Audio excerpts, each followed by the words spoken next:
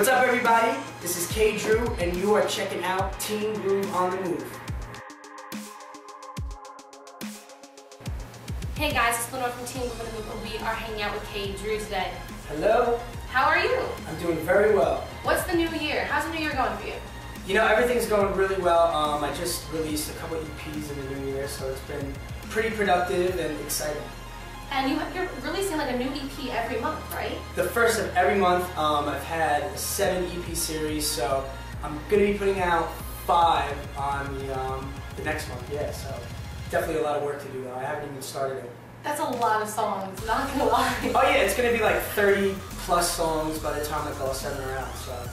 Yeah, wow, it's like usually people do that in like 5 years. Where do you find the time to do like 30 songs within a whole entire year?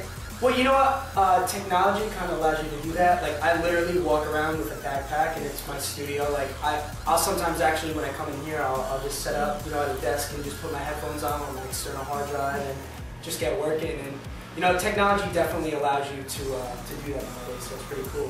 What's one of the songs that literally took you the fastest? Like, it was the fastest to ever write? Actually, it was my last dubstep EP, which was Volume 4, and it was called Citadel, so that was definitely like the quickest one, and surprisingly that was one that I thought would take me the longest, so it took me like 1 day. Now you've experimented with a bunch of different kind of styles of music. Which style do you really think suits you the most? You know what, like, to be honest with you, I'm really enjoying, you know, making dubstep right now, just because it's, you know, it's so free-flowing and it's so new and people are looking for it. You can dance to it. You can dance to it and just freak out and rage. But yeah, that's probably like right now in the moment, like what I'm feeling the most, because you know, pop music has been out for such a long time, and you know, this is just a new movement, and so many people are putting out new tracks, so it's kind of cool to, you know, be doing it and getting recognized for it. So. Now, from when you started out when you were a kid, I read and I heard that you didn't know if people were going to accept you for singing and music and stuff like that. What kind of advice can you give out to everybody out there that they're not sure if their fellow peers can accept them for that? You know what, you just gotta be yourself and just do what you love. You know, for a while I kind of had like a mask on, and you know, I wasn't really being true to who I was, and the second, you know, I took that mask off and started doing music again and just really felt like who I wanted to be and just living who I wanted to be, it was the most positive and enlightening experience because it was just, I was being myself. Now some of your fans have asked me, they want to know when you're going on tour and when they can see you. Well, you know what, like I said, I've been doing so many different styles of music, so it's kind of like I had I'm doing like the pop stuff, and now I'm doing the dubstep stuff, so we've been getting inquiries for both, so we're just trying to figure out how to cater to, you know, both audiences.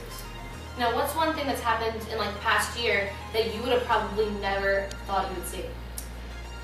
You know what, getting a feature on Buzzworthy, that was like the craziest thing. I was laying in my bed, and my buddy came in with his laptop, and he had like he had the homepage of MTV up, and I was like, wait, what is this? Because I thought I was just getting like a blog write-up, you know, just like, oh, they were going to review, you know, one of my songs and whatnot, and then I checked the homepage out, and it's like got my face on it, and I'm like, me? Yeah, me, and then like next thing you know, I'm getting all the phone calls and the text messages, my mom's crying, and the whole 9 yards, so that was probably the coolest experience so far. Moms are biggest fans, I have to say. Oh yeah, big time, big time. They're always there, and they're like, if they could really walk around, I feel like with that #1 thing, oh they yeah, would do that. Oh big time. My mom goes around with CDs all the time. Like she'll call up like the biggest agencies and whatnot, and just be like, hey, you know, I'm calling for so and so. This is Kevin Drew's mother. So she's the best though. Now, as a fans, what are some things like fans have given you that you kept so far? It's been like some really cool drawings.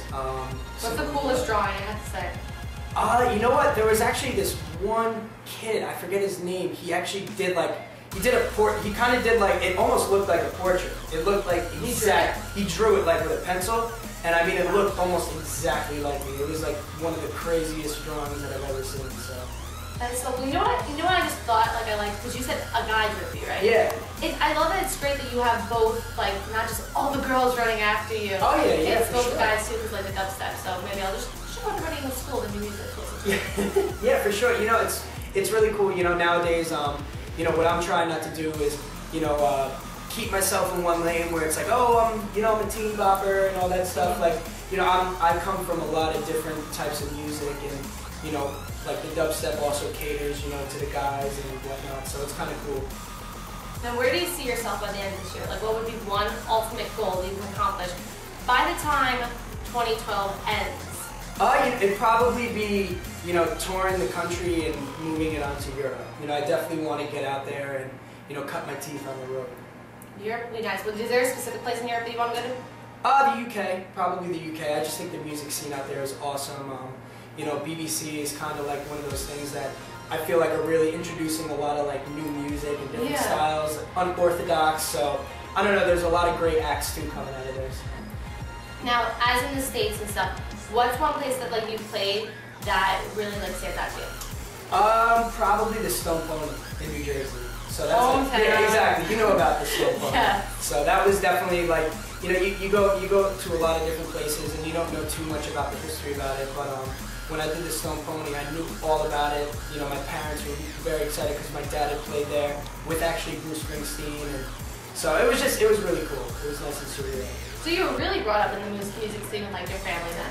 Yeah, I was literally like, when my father performed with Bruce Springsteen at the Stone Pony, like I was in my mom's stomach. Like, so when I performed there the one time, my mom sat me down at the bar and she's like, Kev, I was sitting here with you in my stomach, you know, while your dad was performing with Bruce. And so it was kind of surreal because then I'm sitting next to her, not in her stomach, and then I'm performing, so it was pretty fun. Now, if you could collaborate with one artist, who would it be? Chris Martin from Coldplay. The guy is just super talented, and you know, I love every Coldplay song, every album that they've ever put out. So yeah, that would definitely be some magic coming out of the studio. Good choice, good choice. Now, do you have a lucky like bracelet or thing or whatnot or ritual that you do before you go on stage, before you even sit in a room and create magic? You know what? Like, if there's any type of lucky thing, it's actually a necklace that is getting fixed. It's a dog tag that I wear. It symbolizes like a bunch of different stuff. I usually wear that, and then, you know, as far as like making music, there's really just there's no like type of thing that I get myself hyped up with. I just go and make it. So. Now, where can everybody find all of your music and your EPs? It's free. Yeah. Called free. Yeah, called free. Called free. For free. You can check it all out at KDrewmusic.com. That's where you can find like all the Facebook stuff, YouTube stuff, Twitter stuff, and all that. And then, yeah, they got all the links. Like on my website, it got all the links to all the EPs that you can download for free. Now, what's one of your favorite songs from those EPs? Like, if you could pick one that you would listen to over and over again. Honestly, it probably, at the moment, it'd probably be Citadel because it's so new to me. And it's like, I don't know, it's kind of one of those records where it's just, there's actually no lyrics to it at all. It's just, it's like straight beat, but it's, I don't know, it's so uplifting and inspiring that, like, when I listen to it, it just gets me super hyped up. So. Instead of an energy drink, listen to the music. Yeah. Well, KDrew, thank you so much for hanging out with us today. I appreciate you having me.